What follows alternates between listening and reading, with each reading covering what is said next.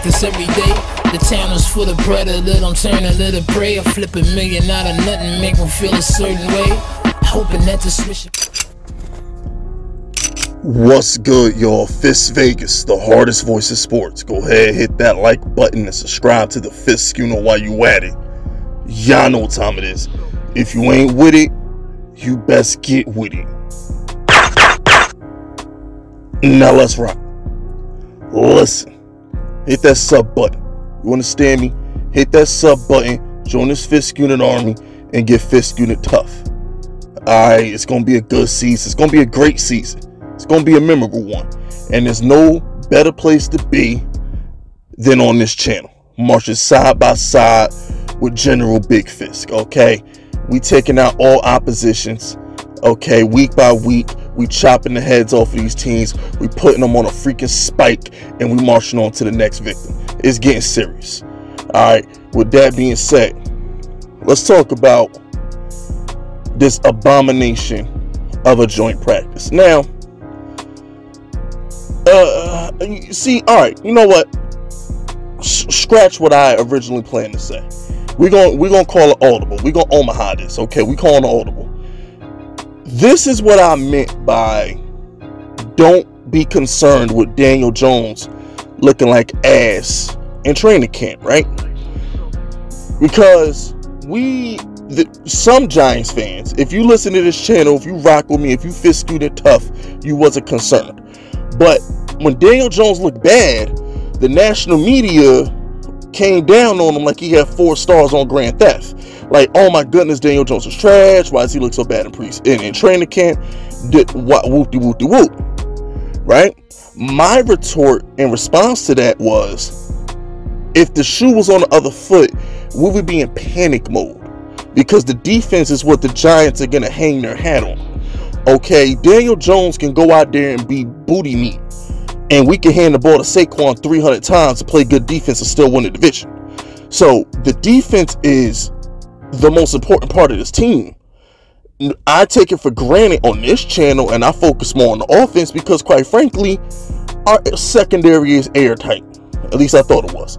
So I do get a little concerned. Okay, I'm not gonna lie to you. When I hear Mac Jones goes like 34 for 40 and shreds our defense apart, and he picks on Darnell Holmes most of the day, I'm assuming that's Jacoby Myers he picked on Holmes with, but whatever. That concerns me. Okay, that concerns me.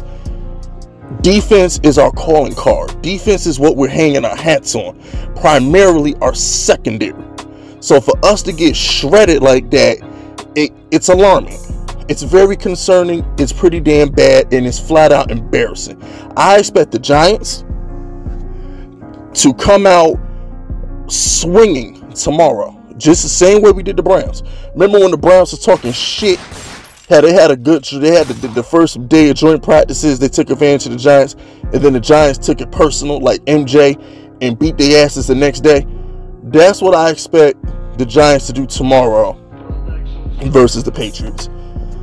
For real. Very disappointing. Okay, very disappointing. When Daniel Jones sucks, I don't care, because he's going against, in my opinion, the best secondary on the planet in New York. The NYPD is back. Okay, we locking down wide receivers 1 week at a time. So I don't get concerned. But when the shoe is on the other foot and our secondary ain't locking shit up, when they leave the house without their gun, badge, and handcuffs, I get concerned. Because that is our calling card. I should never hear a report about bad defense on this team. Period. I just shouldn't do it. And to make matters worse, Adoree Jackson sprains his ankle. So it's like, damn it, damn it, damn it, damn it, damn it. I'm not concerned. Okay, we got 3 weeks. Let me see. It's the 24th, 1 week. Season opener is the 9th. That's already what? 7 plus 9 is 16, plus another 3 days, 10th, 11th, 12th. So yeah, we got 19 days to the regular season starts. That's damn near 3 weeks. So Adoree Jackson should be ready by week 1. Saquon will be practicing by then. Kenny Golladay, I think they're just being cautious with him because he's $70 million man. And Kadarius Toney, I think they're just being cautious with him because he's a first-round pick. I'm on to you, Joe Judge. I'm on to you, Coach. I see you. Joe Judge may be a hard ass, but when it comes to injuries, he's kid gloves. I see you, Joe. I'm on to you, Joe Judge. I see what you're doing, Mr. CIA. Okay, Mr. Hide everything, nothing to see here. I see you, Joe Judge. Joe Judge takes injuries very serious. There'll be no super tough playing through injuries on the Giants. What Daniel Jones did last year, that's the last time you're going to see one of our players struggle to play through an injury. Joe Judge is not playing games. If you're remotely hurt, sit your ass down with the trainers, go to another field, and do light workouts. I've noticed that. You know, most teams, they rush players back, and they want this player back, they want that player back. Nah, Joe Judge says, Kenny, take your time. Kadarius, take your time. We ain't got time for this. But Saquon, take your time. So, you know, I'm not concerned. Week 1, they'll be ready to go. Hell, Daniel Jones is getting a half versus the Patriots. He didn't play the first 2 preseason games. Joe Judge is being very cautious with the players, and I commend that. I do. Now, Darius Slayton got hurt. Now, you know, I do a lot of best balls. For those of y'all who don't know what a best ball is, DraftKings and Underdog Fantasy are doing $1 million best balls. Alright, and that's basically an NFL season without transactions. Highest scores from each week are the starters. So what I'm trying to say is, Kadarius Toney is free. Between the 18th and the 20th round, he's free. My case for Kadarius Toney has and always will be, he's going to ball out of necessity. Slayton is not reliable, and he's not that good. Kenny Galladay already got a bad hammy, and Sterling Shepard can't go a season without missing 4 to 6 games. There will come a point in time next season where we'll go into a game and Kadarius Toney be our number 1 receiver, no matter where the hell he lines up at. So, I'm not concerned with the Slayton injury. If anything, it might be a blessing in disguise because it'll get Kadarius Toney out there faster.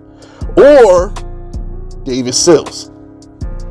The Darius Slayton injury, it doesn't bother me at all. As far as my man Adoree, thank God it's just a sprained ankle. Alright, we need our second corner. We definitely need that. As far as Daniel Jones goes, he had a good red zone game. He threw a bad pick. But I mean, he's going against one of the better secondaries in the league. The Patriots are a top 5 secondary, just like the Giants. But the Mac Jones shit, nah. We better have a better day tomorrow.